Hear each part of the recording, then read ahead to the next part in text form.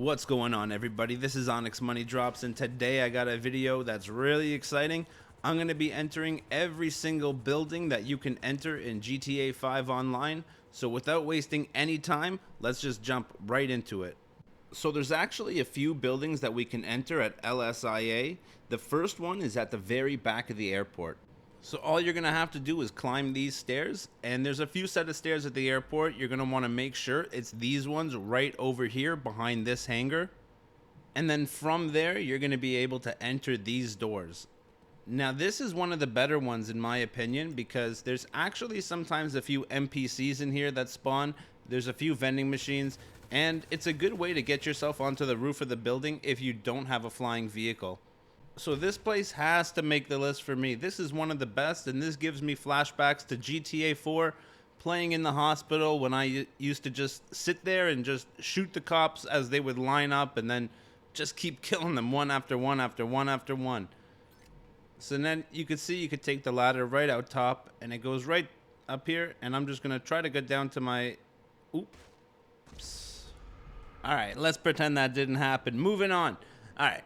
While we're still at the airport, we got another set of stairs over here, and you can actually fly your oppressor right into these doors. It is pretty easy, and you can fly it right out the other side, and that's what I'm going to do.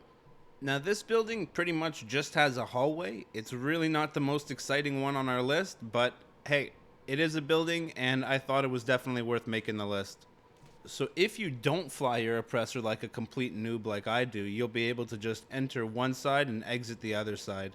Now there's one more building we can go inside while we're at the airport, so while we're here we might as well go into that one now. It's going to be inside that hangar that's always open. Once you go in there, just make a left, and then you're going to see a little hallway. If you take that hallway right to the end, there is a room down there. So I think this room was used in story mode. I can't remember, I haven't played story mode for so long, but I'm pretty sure that's what it is. And once you get down here, you can just go into this room. Now, there's actually even an action figure in here that I didn't even realize until on my way out. But somewhere else in this video, there is another action figure that I completely missed. So if you can find it, write it in the comments. Let me know if you see it. But now I'm going to go back and just to see if you can enter that. And then once I do, that's when I realize that there is even an action figure there that I can collect. But that's going to wrap it up for the airport. Now let's get out of here, and let's try to find another couple buildings that we can enter. So now I'm just going to take the oppressor outside, and I'm going to go to the door that this room actually leads to. So if you're ever in the airport and you want to enter that room without going through the hangar first, this is where the door would be. Just go around to this side of the building, and then it's pretty much the first door you're going to see right down there. That's the door that you can enter, and if you wanted to get into that room, that's how you would do it. All right, moving on. The next closest one to here will be the Merryweather headquarters. Once you're inside the little dock there, all you got to do is make your way to this little office. It's up the stairs in the back. Once you enter this door, there's actually quite a bit in this one. There's this little room over here on the right-hand side, and inside there's a couple computers. You can actually even use one of them to surf the web. Nothing too exciting. It's the exact same thing that you can do on your phone, but it's just pretty interesting that you even can do it. Now, there's also a lot of little tiny details that I noticed while I was up here. I'm looking at the walls, and I'm looking at a lot of different things, and a lot of stuff that probably gets missed normally. So if you're ever interested, I recommend going and taking a close look. But that door that we just exit, it actually leads to the little walkway, and you can wrap around and get right back to where the oppressor was, and we're going to head out of here. At the front of this building, there is another room that we can enter, though, so let's go over there. But in case you were wondering, let me just show you exactly where this is. This is where you want to go for the Merryweather headquarters, and like I said, the other room that we're about to go to is just at the front of that same building. You're going to notice that there's an open doorway here, and from there you can just go in. Now, as far as details go, this place is really not the most exciting room, but it is a fun one if you wanted to have like a 1v1 with your friend, or if you wanted to ambush someone. This would be an amazing place to do it. Set a couple of proxies around and just wait for them, or you can hop over these walls too and just surprise people. It's pretty good. I only wish that there were more buildings for us to enter. All right, next up on our list is going to be Benny's. Now, to get inside this one, you're going to need a Benny's car. All you're going to have to do is pull right up to the door, and the door will open. Once you drive in, just hit the pause menu, and that will stop it from loading that screen so that you're going to have to start customizing your car. Once you're inside, you can get out of your car, you can walk around, and you can really appreciate a lot of the little details. There is quite a bit in Benny's too. You can always see the cars that he's working on. For some reason, there's a drum set, there's also a weight set, and there's a bunch of tools downstairs. So if you ever feel like just taking a look, this would be a good place to check out. There's a lot of cool details. Now, I saw a bunch of car parts on the wall, and I'm not even sure if these were really Benny's wheels or not, but if you know for a fact that they are Benny's wheels, then please write it down in the comments. I suspect they are, but I wouldn't be surprised if they weren't. Next up on our list is going to be everywhere attached to the sewers. The sewers have quite a complex system in GTA. They actually have a whole underground pathway that leads all around the city, and if you go the right way, you can actually see some pretty cool stuff. Over here, at the end of this little pathway, there's actually a little area that's still under construction.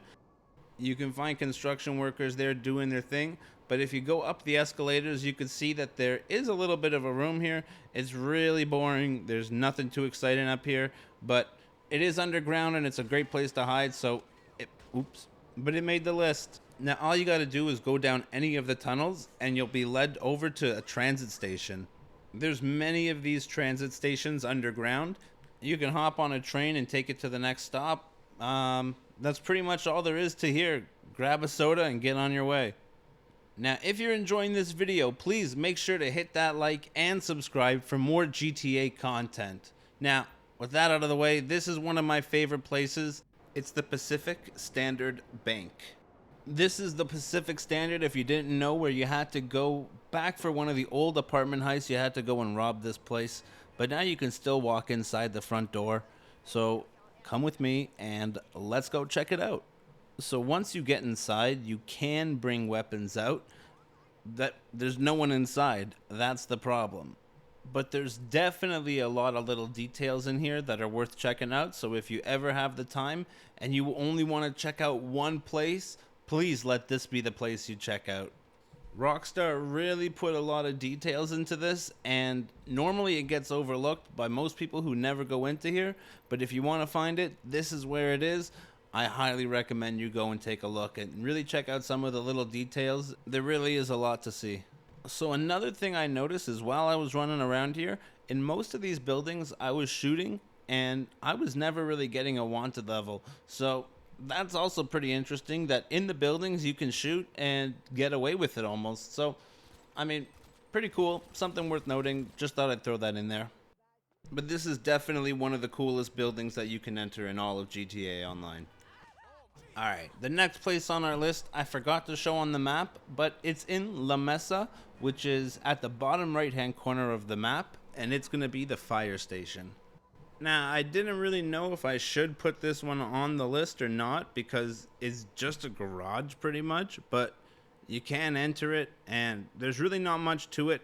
It's a very quick one, so I'm just going to run in, run out, show you that there's nothing too much going on here, but it's making the list because a lot of people don't know about this.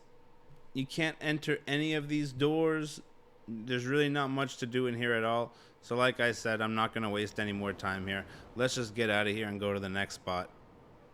So the next one on my list is actually one of the more interesting ones. It's right over here on the map. And then once you get there, you're going to have to go behind this tree. And then once you're behind there, you'll see a bunch of boards on the wall. It's a cave and it's boarded up, and we're going to have to explode some boards to get into there. So I'll show you exactly where to go. You just want to get rid of these boards right over here. I'm just going to toss a couple of sticky bombs on it, and then I'll be able to fly the oppressor right in there.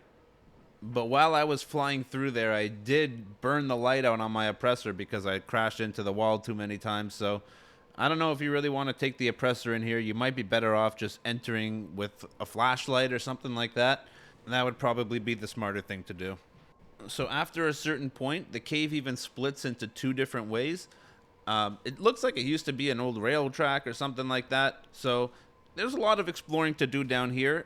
once it splits up, I just turned around and got out of there, and I was done exploring. But there's probably quite a bit you could do through here, and definitely somewhere worth checking out. And of course, GTA logic, by the time I got to the exit, the wood was back there, so I had to explode it again just so I could get out. But just make sure you got some extra explosives or something, or you're going to be stuck in there. But that's definitely a fun one, and it's 100% a place that I think everybody should be putting on their list if you're going to be checking out for buildings. The next place I'm going to go to is the trailer, and this place I had a lot of fun in, just for the reason that there's an NPC that spawns inside of here. You can see it's one of the bikers, and pretty much he wasn't doing anything. I pointed a gun right at him, and he didn't budge. He just got scared, so I enjoyed my time in here, and that's it. I mean, this place was fun to check out. Not much else to do in here other than to torment this innocent guy, but that's it. After here, I'm going to go to the last place on the list. I also have an extra bonus place that I didn't know if it should keep its own spot, so I threw it in right at the end, so make sure you stick around for that one. So the last place we're going to be going to is at Sandy Shores Airport, and it's the communication tower. The reason I like a lot of these buildings is because a lot of people don't know online that you can even enter these, so you can hide inside these places and really surprise a lot of people. Or if you're trying to hide from a bounty, a lot of these places will really do well. But either way, let's go inside, take a look, and see what's in here. But there's not too many little details to notice in this room. I looked around, I didn't see too much. This is more of a place that I would use if I just wanted to surprise someone, and if they were looking for me, then maybe I'd be hiding in there. Now on to the absolute last place on our list, and that's going to be LS Customs. It's pretty much, you got to enter the same way you did at Benny's, but once you're inside here, you won't be able to use any weapons. You can walk around, and you could see there's a lot of details. There's even an office upstairs, and again, I don't know why they put so much detail into a place that normally wouldn't be seen. I saw a bunch of mechanics certificates and stuff like that on the wall. Just a lot of little details that normally would be overseen by everybody. But if you want to use weapons inside here, all you have to do is just get rid of the mechanic.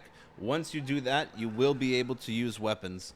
And then once I get out of the car, I'm going to be able to use my guns, or I can even use the guns that are on the car. But it's really not that great, just because people won't be able to come inside LS Meat, so you're not going to be able to do any killing to anybody, like wait for them to come in here and then kill them. Nothing like that. No trolling in here. The only one I trolled was myself. But that's going to wrap it up for this video. I really hope you enjoyed it. If you're new to my channel, make sure you hit that like and subscribe for more GTA content. If you're ever looking for money in GTA, come to one of my live streams. I'm always doing money giveaways, and I'll be so glad to get you in on a heist. But thanks again for watching. I'm Onyx Money Drops, and I'm out. Peace.